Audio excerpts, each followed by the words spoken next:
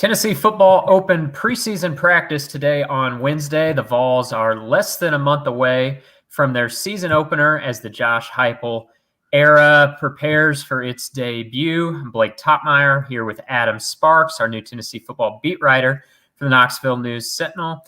Adam, you were out at practice today, and of course, I'm sure a lot of eyes were on the quarterback competition. Tennessee enters the preseason without a clearly defined starter, but it has four guys that have multiple games of starting experience throughout their career. So what the pecking order look like on day one of practice, and how long do you think it'll be before the coaching staff knows who its starter is going into the season opener? Well, I mean, there's a difference, obviously, internally and externally, what that decision will be.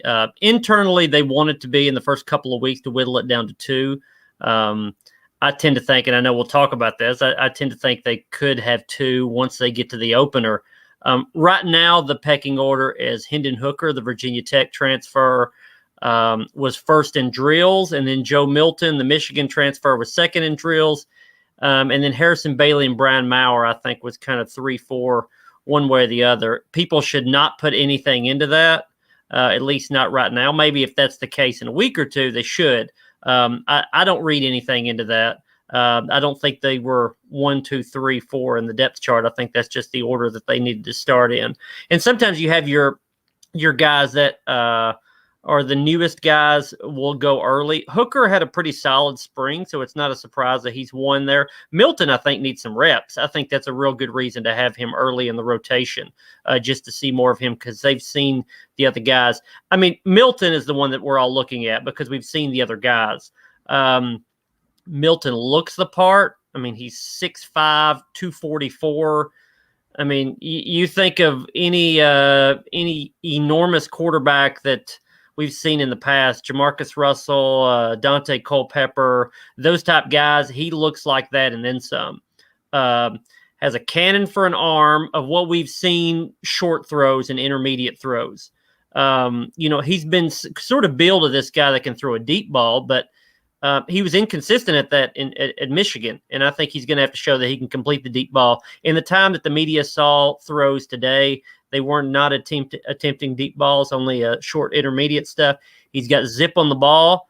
You can see that arm strength. I think the big question with him is going to be touch. I mean, even, he was throwing 10, 15-yard routes where some of them were going through receivers' hands because there was no touch on the ball. And so you wonder if that sort of translates out to deep balls where he doesn't necessarily have touch on them there. Running the ball, I think is something he could really add to this offense. Pretty agile for a big guy. And I was standing over on the sideline and saw him coming toward me in sort of the perspective you would have if you were a cornerback out there in space to make the tackle. And it was scary. I mean, this guy is a freight train coming downhill, and he can run well enough. And I'm sure they know that. At this point, I just wonder if Heupel and his staff have a need versus a want. They need somebody that can be smart with the football and run the offense. I think their want or their desire is that that person would have special physical skills. Milton has those special physical skills. You just don't know if he can pick up the offense well enough. Yeah, you mentioned Joe Milton there, and he's such an interesting candidate because we didn't see him in the spring. The other three guys, Hendon Hooker, Brian Maurer, Harrison Bailey, all competed during the spring. And Milton is the guy that Josh Heupel brought in after spring practice via the transfer portal. So that's the one guy that Heupel has brought in. Now, some of these other guys knew Heupel from the recruiting trail and played elsewhere, but Milton is the guy that he went out and got. So that makes me also think that he should be seriously considered as a top candidate for this job, because I don't think Josh Heupel just brought him in to be an extra body. He brought him in because he thinks he has a chance to win the job. It's something I wrote about today, Adam, or really yesterday, the possibility of Tennessee using a two-quarterback system. I like that idea. I think when you got no clear-cut starter, but several guys with experience, why not let the competition play out for maybe the first few weeks of the season, particularly because whoever wins this job could end up being a multiple-year starter. All these guys have multiple years of eligibility, so I don't think you want to rush into this decision. On the other hand, Josh Heupel, he seemed a little bit leery of two quarterback systems. Of course, he didn't play in a 2 QB system when he was winning a national title at Oklahoma. Throughout much of his career as a coordinator and head coach, he hasn't needed to use a 2 quarterback system. Based on what you've seen, based on what you've heard from Heupel, what do you think the chances are that the first few weeks of the season we might see Tennessee rotate among multiple quarterbacks? Well, again, it's what do you want and what do you have? Yeah, Josh Heupel's time when he played quarterback, there's not a Josh Heupel on this team in terms of Josh Heupel the player. To me, didn't it seem like Alex Golesh, the offensive coordinator, was a little more into the idea than Heupel of playing multiple quarterbacks? That's the vibe that I got. Yeah, he initially said, well, we'd prefer to have one guy, we put our best 11 guys out there. That means one quarterback. But then he sort of backed into the idea of a 2 quarterback system and said, will we see 2 quarterbacks out there? He said, probably. But I'm not sure if he was just trying to cover all fronts there. But he acknowledged at least the possibility that Tennessee could play 2+ quarterbacks, I think, at least early on in the season. I mean, I think we have a good probability that Joe Milton will have a role. Now, if he's the guy that has a package for him, that's one thing, or he could be the starter. I think Milton is 1 or 1B. So if they do go to 2 guys, and really, I mean, look at the reality of it. Let's look at the schedule: Bowling Green, Pitt, Tennessee Tech. That's your first 3 games.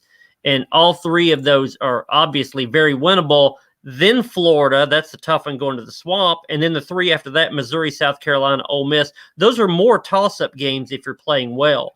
So if you lay it out like that, you need to find out who your quarterback is in the first 3 games. Very winnable.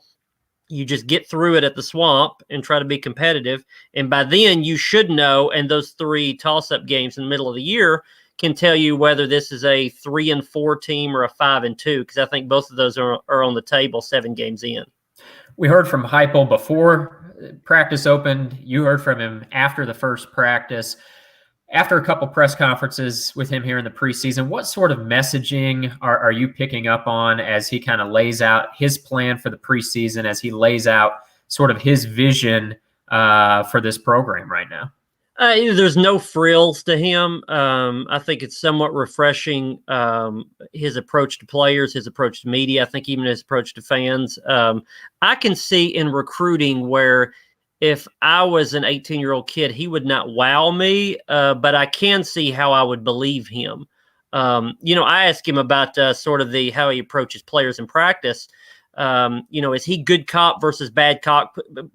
Because a lot of what he's talked about is trying to be positive with the players. And he stopped me and said, no, there's no good cop, bad cop. There's no games that we're going to play with players.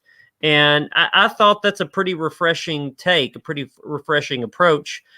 He's very real. He uses that word a lot in that phrase, being real with players. I think there's an authenticity to him, and I think that is coming across. Now, that's in practice. Now, let's wait till they get beat by a team they shouldn't get beat by, and then we'll see how he comes off. But I think early on he's fine. He's tried to be positive. I think there's 2 different approaches for a new coach. You can say, hey, the cupboard is bare and we were left with nothing, and we'll be lucky to win a game this year and it's not our fault. You can do it that approach, or you can accept the fact that everybody knows the situation you're in and not hammer that. I think he's going with the second one. You guys all in the room and the fan base out there, this is not the best roster in the conference. This is going to be difficult to win some of these games. You guys know that. I'm not going to press the point. And I think that's more of the take that he's been going with. Yeah, I agree. I picked up on that during his initial press conference this week. We see some first-year coaches really try to tamp down expectations at times, and without using these words, almost say we're not going to be any good this year. Heupel didn't really take that route. He wasn't trying to lower the bar for expectations. He wants to come in year one and be competitive. I think he's cognizant of the challenges he inherited, some of the roster limitations he's inherited. He tried to address it as best he can through the transfer portal, and he's pointed that out, that the transfer portal took away a lot of guys. A lot of those guys left before Heupel was hired, but he did what he could on the back end to try to address that. And yeah, I mean, the vibe, I agree. I think the vibe that I'm getting is this is a guy that wants to be as competitive as possible in year one and not make any excuses for the situation he inherited. And see, that tells me that he's more of the big-time coach ready for the stage than the opposite. I think a lot of coaches that would come in from a mid-major program, even a really good one like Central Florida, you would think they would try to oversell their thought process. Somebody that's been there before is going to understand that all the media and all the fans already know the situation. I don't have to sell it myself. And that's more of what it makes him look more ready for the job, I think. Preseason practice will continue this week as Tennessee prepares for its September 2nd opener at Neyland Stadium against Bowling Green. For all the coverage throughout the preseason, stay tuned to GoVolsExtra.com.